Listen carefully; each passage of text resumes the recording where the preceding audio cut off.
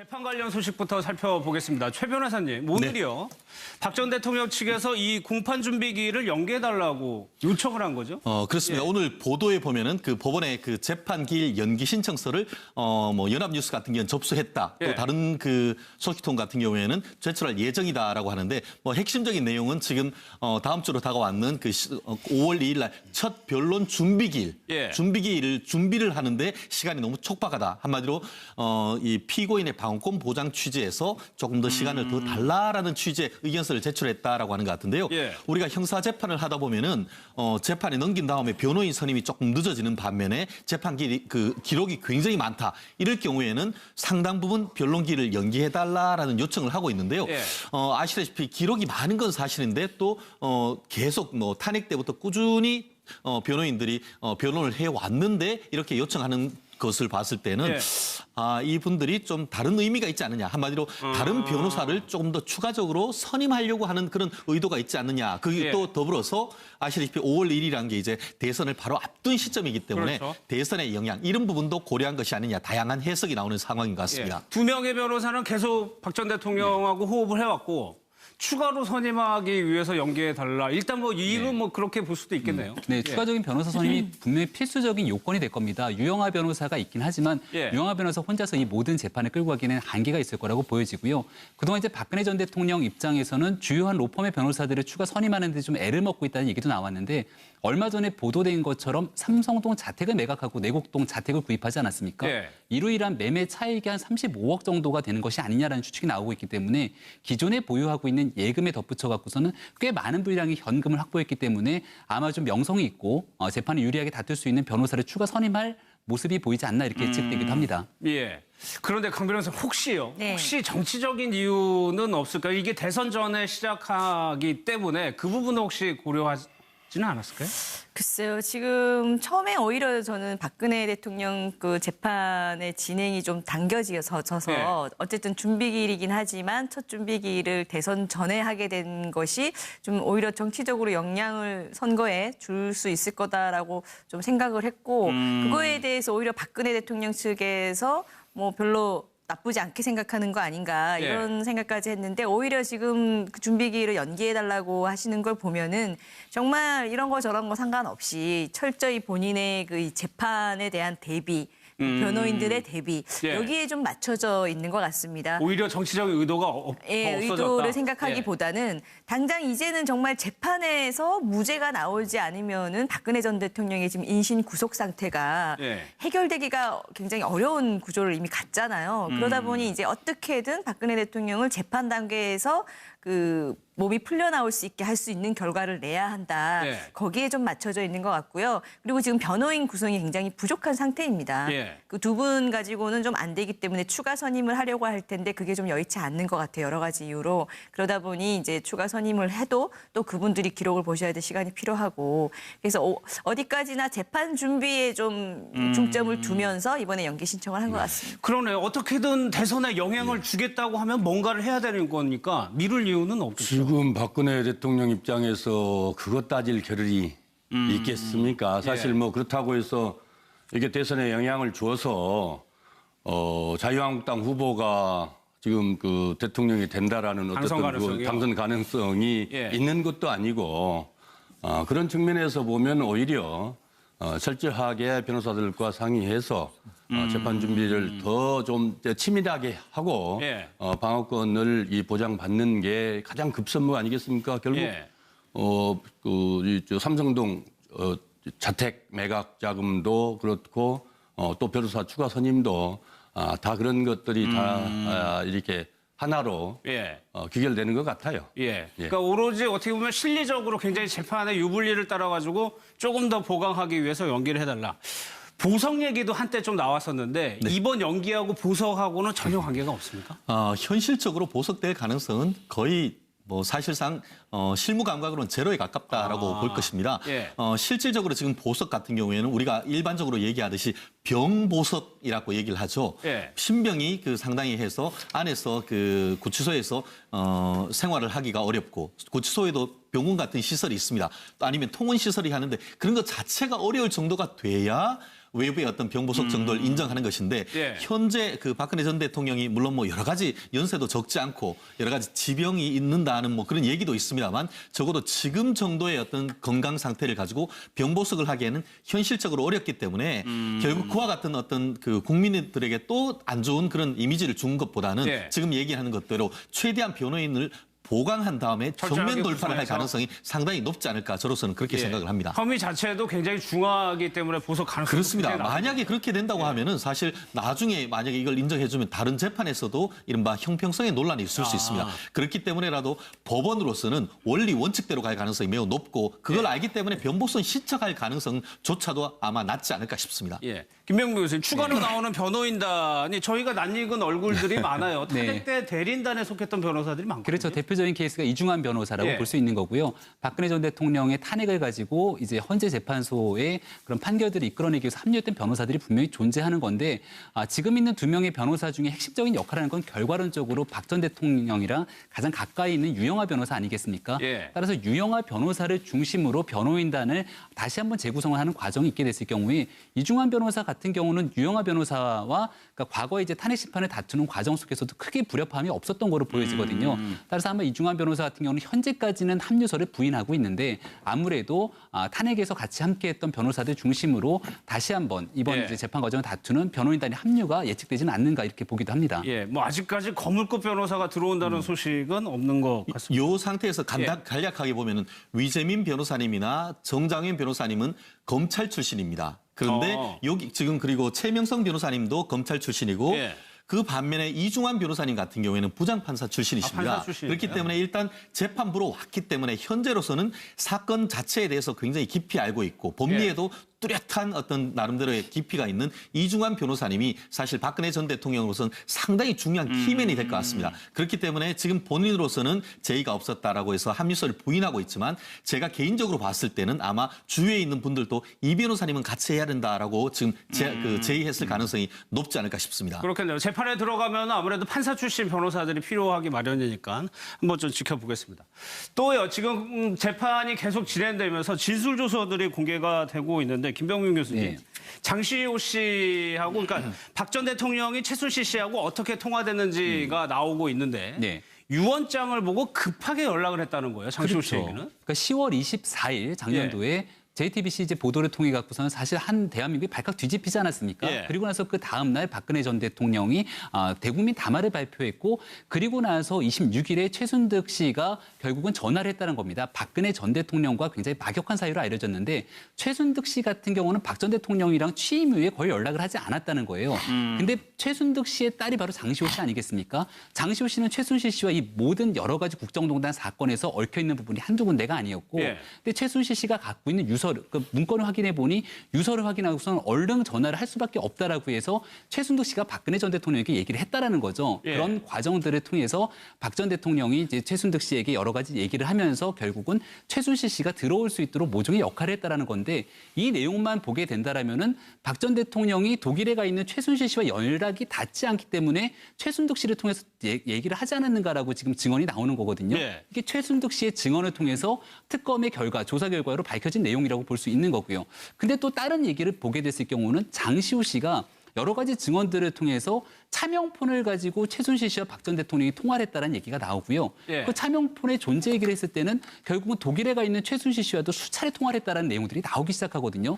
특히 독일에서 귀국하기 전까지도 통화를 했다라고 하는데 예. 최순득 씨의 증언이 맞는 건지 아니면 특검에서 얘기했던 장시호 씨의 증언이 맞는 건지 아직은 확인되지 않는 상황으로 볼 수 있습니다. 김병민 교수님 잘 지적을 해주셨는데 특검에서는 그 차명폰을 두고 최순실 씨하고 박 전 대통령이 1000회 이상 이렇게 자주를 통화하는데 왜 이때만 통화가 안 된다고 왜 이거를 최순득 씨한테 얘기를 하는 거예요? 그렇습니다. 이 정황은 기본적으로 예. 박근혜 전 대통령에게 상당히 좀 유리한 정황이 될 수 있다라고 일단 그 말씀드리고 싶은데요. 아, 그런가요? 실질적으로 어떤 얘기냐 하면은 지금 그 말씀하셨듯이 작년이 10월 24일 날 태블릿 PC 보도가 있고 나니까 예. 박근혜 전 대통령에게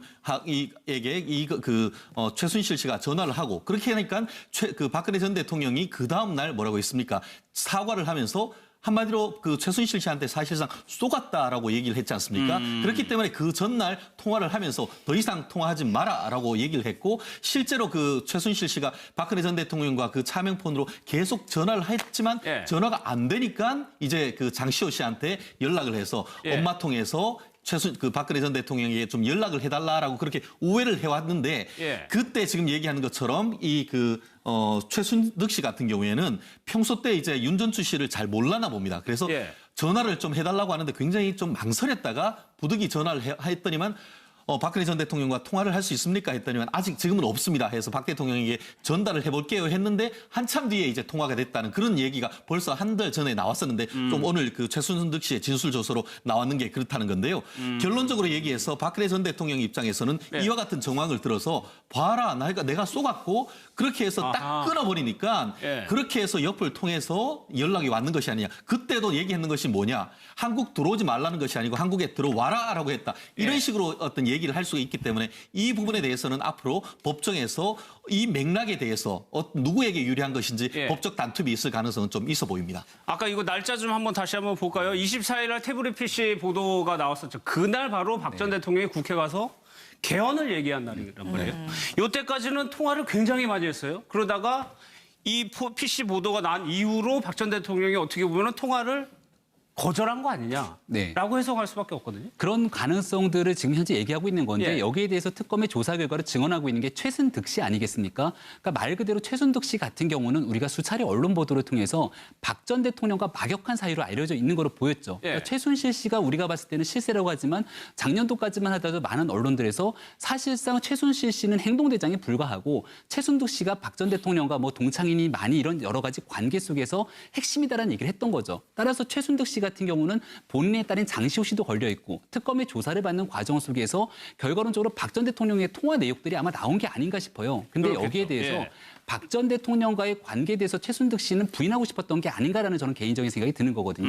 따라서 내가 통화를 할 수밖에 없었던 내용들은 결과론적으로 박 전 대통령이랑 친한 사이가 아니었고 예. 대통령 취임 이후에도 한 번도 연락을 해본 적이 없다는 거지 않습니까? 예. 다만 내 딸인 장시호가 이모가 죽을 것 같다고 얘기하니까 어쩔 수 없이 전화를 걸어갔고 대통령 잘 지내시냐라고 하면서 이런 얘기가 오갔던 것이 아니냐라고 하는 장시호 씨 어머니인 최순득 씨의 일방적인 주장이기 때문에 네. 여기에 대해서는 최순실 씨가 지금 현재 조사를 받고 있기 때문에 그렇죠. 최순실 씨는 어떻게 증언하는지 좀 살펴볼 필요가 있는 것 같습니다. 예, 일단은 통화가 안 돼가지고 그렇게 들어왔다는 건데 그 대화 내용도 한번 보면은 강 변호사님 글쎄요.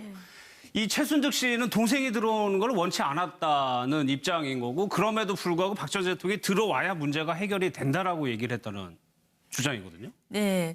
그래서 이때 당시에 두 분의 얘기를 들어보면은 어쨌든 최순득은 언니 입장에서 동생을 죽일 수 없습니다라고 말하는 거 보면은 최순실이 들어오지 않는 게 좋겠다라는 생각인 것 같은데 박근혜 대통령은 본인 최순실이 일단 한국으로 들어와야 문제가 들어와야 해결되지 해결이 된다. 않겠냐. 한국에 들어와야 해결됩니다. 이렇게 재차 이렇게 얘기를 하신 걸 보면 좀 그동안 이제 박근혜 대통령께서 계속 이 농단 문제가 최순실 개인의 자신의 허락도 받지 않고 한 개인의 일탈이라는 얘기를 계속 해왔던 거 아마 기억나실 겁니다. 예. 그것과 어찌 보면 맥락은 좀 상통하는 측면이 있습니다. 만약에 정말 최순실 씨가 박근혜 전 대통령 자신과 모든 게 엮여 있어서 함께 했다는 것을 박근혜 대통령도 인지를 하고 있었으면서 단순히 그것을 은폐하고 덮으려 했다. 그랬다면은 최순실 씨를 절대 들어오지 못하게 해야 막는 그때 겁니다. 조금 배경이 상식적으로. 의아스러웠었거든요. 최순실 씨만 지금 한국에 들어오지 않았고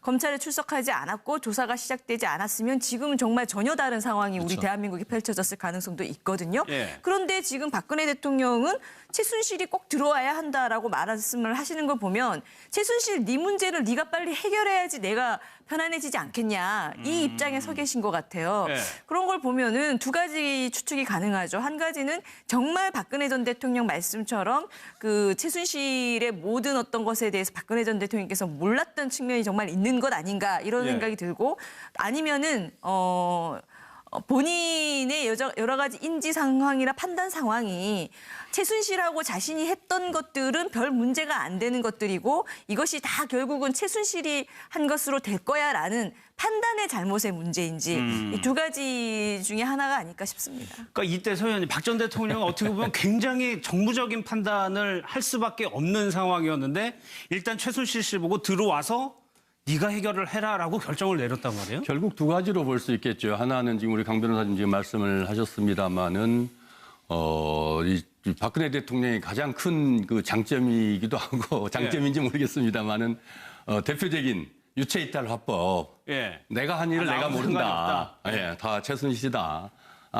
이런 것들이 저 시기에도 이미 그렇게 이거 착각하고 있지 않았을까. 그래서 두 번째로 지금 정무적 판단이라고 했는데 결국은 당시에도 청와대에서 그러면 이 참모들과 저런 문제를 가지고 지금 의논하지 않고 결국 최순실이 와서 이 문제는 최순실이 해결하고 최순실이 한 걸로 정리할 수밖에 없다.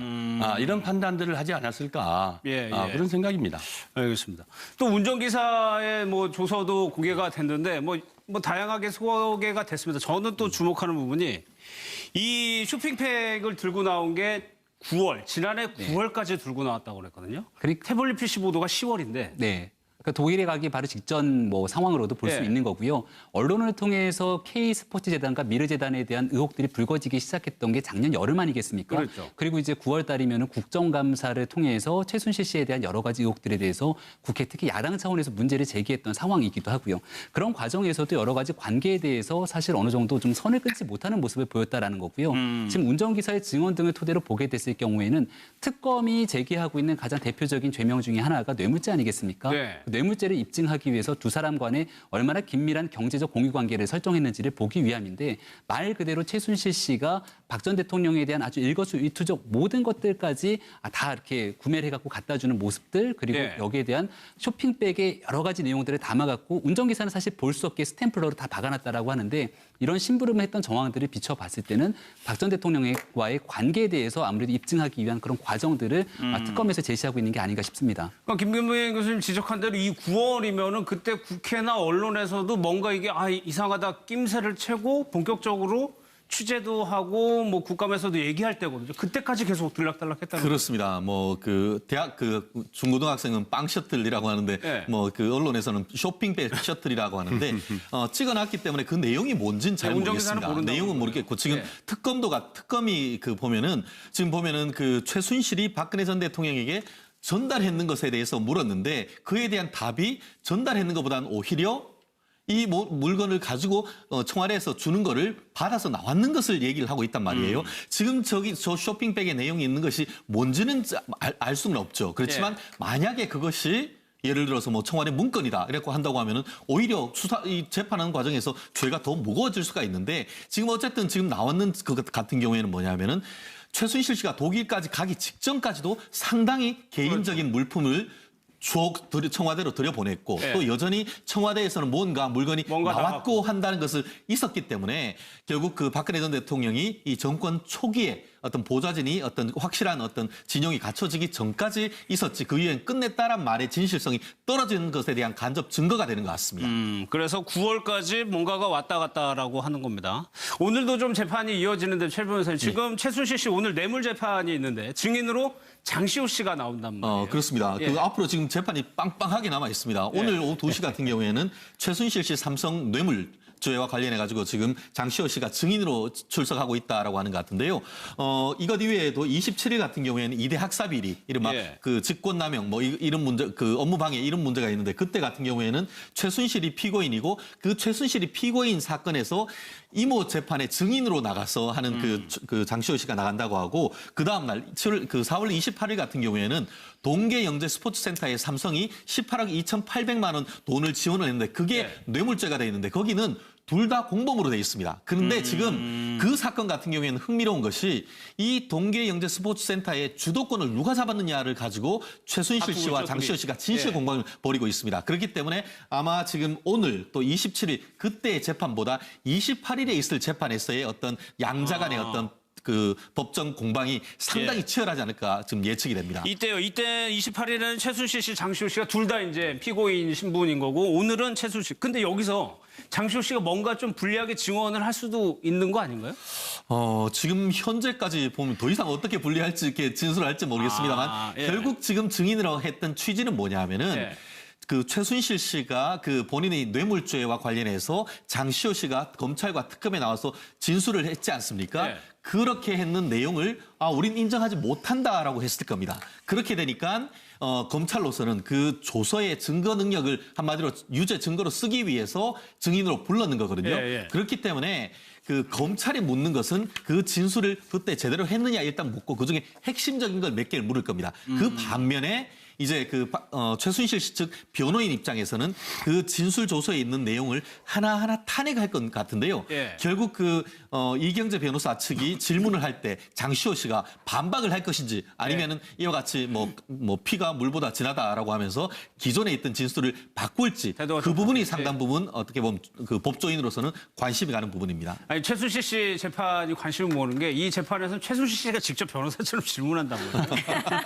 그렇죠. 최순실 씨 입장에서는 사실 이제 더 대국민적으로 이미 잃을 게 없는 상황으로 여론이 악화돼 있는 상황이고 여기서 법적인 재판을 다투는 과정 속에서 이미 기소됐던 부분들은 본인이 갖고 있는 혐의에 대해서는 어느 정도 충분히 다 밝혀진 부분이 있다고 판단하는 것 같은데 최순실 씨 입장에서 이제 억울한 부분들도 분명히 존재한다고 판단하는 것 같습니다. 그게 바로 이 동계스포츠 영재센터 같은 경우가 주요한 대목으로 볼 수 있는데 사실 이제 장시호 씨가 동계스포츠 영재센터를 주되게 운영했다고 볼 수 있지만 여기 대해서 삼성의 뇌물죄에 대해서 기소라는 과정에 장시호 씨는 공범에서 빠졌다라는 거죠. 그러니까 결과론적으로 최순실 씨가 모든 것들을 주도했다라고 하는데 여기에 대해서도 앞으로 최순실 씨 입장에서는 다퉈볼 수 있는 여지에 대해서는 본인들이 불리하다고 생각되는 증언들에 대해서 사사건건 이야기를 확률이 높을 것 같고요. 그렇기 때문에 앞으로 있는 재판 과정에서 최순실 씨가 여지까지 드러나지 않은 뭔가 새로운 내용들을 얼마나 더 밝혀내고 드러내게 될지도 주목해 볼 만한 대목으로 보입니다. 예, 알겠습니다.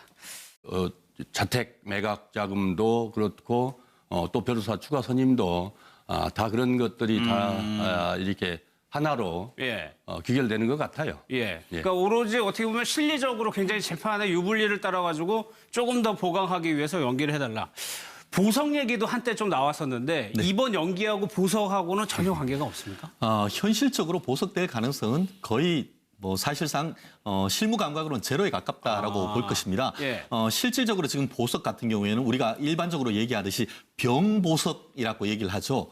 신병이 상당히 해서 안에서 그 구치소에서 생활을 하기가 어렵고 구치소에도 병원 같은 시설이 있습니다. 또 아니면 통원 시설이 하는데 그런 것 자체가 어려울 정도가 돼야 외부의 어떤 병보석 정도를 인정하는 것인데 현재 박근혜 전 대통령이 물론 여러 가지 연세도 적지 않고 여러 가지 지병이 있는다는 그런 얘기도 있습니다만 적어도 지금 정도의 어떤 건강 상태를 가지고 병보석을 하기에는 현실적으로 어렵기 때문에 조금 더 추가적으로 선임하려고 하는 그런 의도가 있지 않느냐. 그게 또 더불어서 아시다시피 5월 1일이라는 게 이제 대선을 바로 앞둔 시점이기 때문에 대선의 영향 이런 부분도 고려한 것이 아니냐. 다양한 해석이 나오는 상황인 것 같습니다. 두 명의 변호사는 계속 박 전 대통령하고 호흡을 해왔고 추가로 선임하기 위해서 연기해달라. 일단 이유는 그렇게 볼 수도 있겠네요. 네, 추가적인 변호사 선임이 분명히 필수적인 요건이 될 겁니다. 유영하 변호사가 있긴 하지만 유영하 변호사 혼자서 이 모든 재판을 끌고 가기에는 한계가 있을 거라고 보여지고요. 그동안 이제 박근혜 전 대통령 입장에서는 주요한 로펌의 변호사들을 추가 선임하는 데 좀 애를 먹고 있다는 얘기도 나왔는데